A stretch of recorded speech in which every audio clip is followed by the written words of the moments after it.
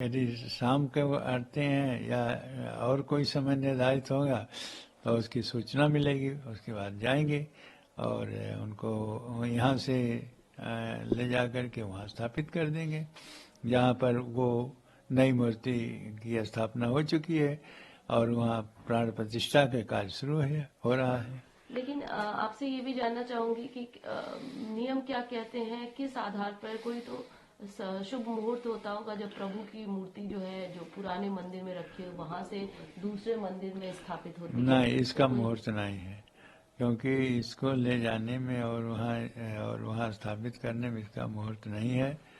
ये तो एक प्रकार से व्यवहारिक है कि हाँ यहाँ से वहाँ चले गए, और इसमें न कि कोई नया काम होता है तब वह मुहूर्त देखा जाता है।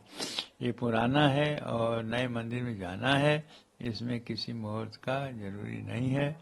हाँ, यह है कि वहाँ का कौन ले जाएगा यह आवश्यक है। पहले जब त्रिपाल से अस्थायी मंदिर में लाए तो स्वयं मुख्यमंत्री जी थे, मुख्यमंत्री के ही द्वारा यह रामलला यहाँ आए थे। इसके बाद हो सकता किसी को करें जिसके द्वारा वह यहाँ से रामलला उठ करके और उस जगह जाए। अच्छा, मुख्यमंत्री जी पहली बार लेकर आए थे? हाँ, टेंट रहा या अस्थायी मंदिर बना जहाँ दर्शन होता है तो मुख्यमंत्री लेकर के आए थे। और इस बार भी जब उनके शाम तक की पता चला कि अभी हैं तो ये हो सकता है कि कल रहें, कल वो उन्हीं के हाथों से जाए, लेकिन ऐसा कुछ नहीं हुआ। या रुकने वाले हों और चले गए हों, इस रोक दिया गया हो, इसलिए इसमें कुछ समय नहीं मिलता कि क्यों रोक दिया गया। अब देखिए किसके द्वारा यहाँ से, किसके हाथों से रामलला यहाँ से उठ करके वहाँ जाते हैं। या तो आज ही पता चल जाएगा शाम तक, नहीं तो कल सुबह होगा। आप मुख्य पुजारी हैं और आपने कहा था कि शायद आपको भी बुलाया गया था सुबह 7 बजे सूचना। तो क्या सूचना आई आपके पास कोई? नहीं, हमारे पास सूचना आई थी ना, तो फिर पूछा गया तो फिर सूचना आई कि नहीं होगा कल। तो हमें जो सूचना मिली थी कि सवेरे 7 बजे निकलेंगे, लेकिन आया कि नहीं आज नहीं जाएंगे, तो वही इतना है, रुक गया। तो जब प्रभु की मूर्ति वहाँ जाएगी, स्थापित होगी, तब तो आप वहाँ मौजूद रहेंगे?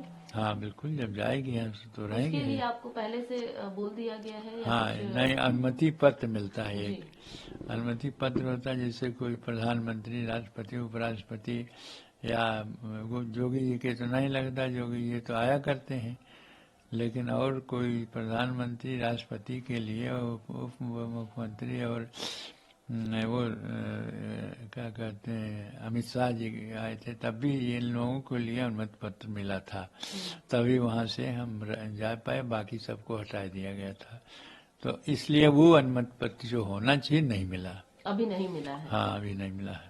कोई कुछ बोला गया है कि अभी? नहीं, ऐसा कुछ नहीं, अभी कुछ नहीं कहा गया है। अभी कुछ नहीं कहा गया। हाँ। अब जो महत्वपूर्ण बात है ये समझना चाहूंगी कि वहाँ पर रामलला जो है, जो नई मूर्ति है वो स्थापित हो चुकी है और जो नियम है वो हो रहा है, प्राण प्रतिष्ठा। जी हाँ, प्राण प्रतिष्ठा की जो नियम है वहीं पर हो रहा है, जहाँ मूर्ति वो है, नई मूर्ति है, लेकिन अभी उसको खोला नहीं गया है, अभी शरीर को ढक दिया गया है कपड़े से। अच्छा, शरीर को ढक दिया गया। हाँ। एक तस्वीर बार बार सामने आ रही कि प्रभु की आंखें खुली हुई है, हालांकि ये कह रहे कि पुरानी तस्वीर है। जब तक प्राण प्रतिष्ठा नहीं होती पूरी प्रक्रिया, तब तक क्या आंख खोला जा सकता है? नहीं, नेत्र नहीं, सब झूठा है एकदम। नेत्र जब मूर्ति तैयार हो जाती है, जिस मूर्ति का निर्णय हो जाता है कि इसी मूर्ति को वहाँ ले जाना है, तो उसके नेत्र तुरंत बंद कर दिए जाते हैं और उसको स्थापित कर दिया जाता है। तो ये काम जो है वो तो वही होता है, और जो आँख खुली हुई दिखाई दिया मूर्ति, वो मूर्ति है ही नहीं है। ऐसा स्वरूप मिल ही नहीं सकता। यदि मिल गया है तो उसकी जांच होगी, या फिर ऐसे किसने खोल दिया और कैसे ही मूर्ति वायरल हो गई। और एक बात ये भी है कि अगर प्राण प्रतिष्ठा पूरी नहीं होती है तब तक क्या श्रृंगार ये सब होता है प्रभु का? नेत्र बंद करके श्रृंगार होता है? प्राण प्रतिष्ठा के तो सब काम होगा, लेकिन नेत्र नहीं खुलेगा। नेत्र नहीं खुलेगा जी। अभी क्या, अब बस 2 ही दिन रह गए हैं, आज 20, 21, 22 को होना है। अब इस समय की क्या विधि रहेगी, जरा बताइए। इस समय वही विधि है जो मंत्रों के द्वारा, ये कर्मकांड के द्वारा हो ही रहा है। और इसमें जो है यह है जितने भी कार्य हैं वो होंगे, लेकिन नेत्र नहीं खुलेगा उनके। और शरीर खुला सकता है, खोल सकते हैं ये पंडित हैं, क्योंकि और जगह शरीरों में उसको जो देना पड़ता है, पुष्पाधिवास, जलाधिवास आदि सब होता है काम, तो कुछ न कुछ होता है। ऐसी दशा में वह नेत्र नहीं खोला जाएगा, बाकी जो प्रक्रिया प्राण प्रतिष्ठा की वो किया जाएगा। और ये जो हमारे जो टेंट में जो श्री राम प्रभु जिनकी पूजा हो रही है, उनको कहाँ पर स्थापित किया जाएगा, किस जगह पर, श्री राम के कहाँ पर? जैसे वो जो गर्भगृह है, जी। जहाँ रामलला के स्थापना किया जा रहा है, उसके अगल बगल और जगह हैं छोटी छोटी हुई हैं, तो वहीं कहीं किसी कोने पर उनको स्थापित कर दिया जाएगा किनारे, और उनकी पूजा अर्चना होगी।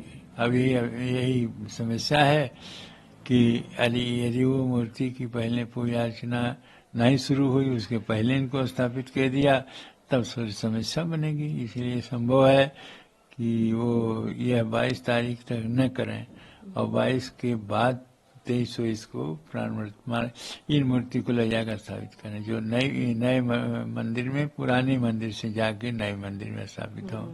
मतलब आपका कहना ये है कि पहले प्राण प्रतिष्ठा हो जाए, उसके बाद ही पूजा पाठ होगा।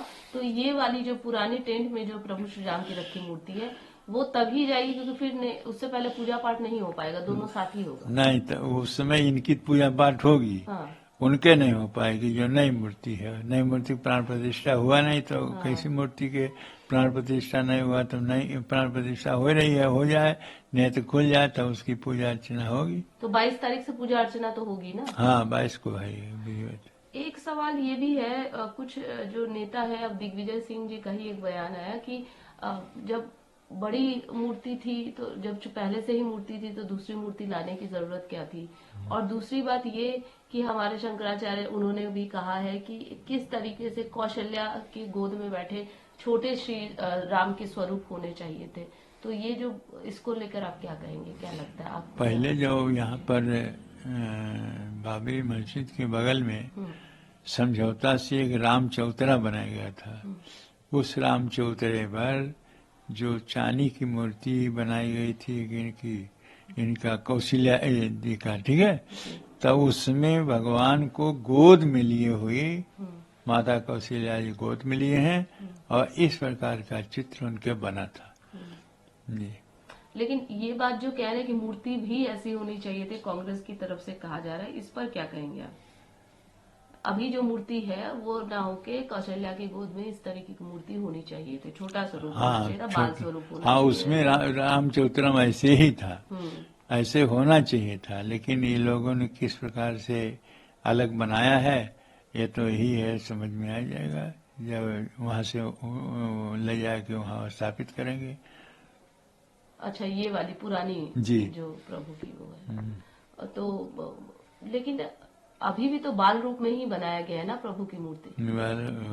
बाल रूप पे ही है, 5 साल की अवस्था, तो कोई प्रौढ़ थोड़ी माना जाता है। हाँ। एक और सवाल, ये जो प्रक्रिया है, प्रधानमंत्री जी लगातार उपवास रखे हुए हैं और जो सब कर रहे हैं लगातार 10 दिनों तक, वो क्या पूरे तरीके से वो प्रक्रिया होती है, जरा बताइए। हाँ, उसमें ये है कि जो व्यक्ति अनुष्ठान में रहता है उसको प्रायश्चित करना पड़ता है, और उसको नियम है कि वो जमीन पर सोएगा, असत्य नहीं बोलेगा, उसके दिन पहले उसका प्रायश्चित हो जाएगा, फिर प्रतिदिन नहीं प्रायश्चित होगा, एक दिन होता है।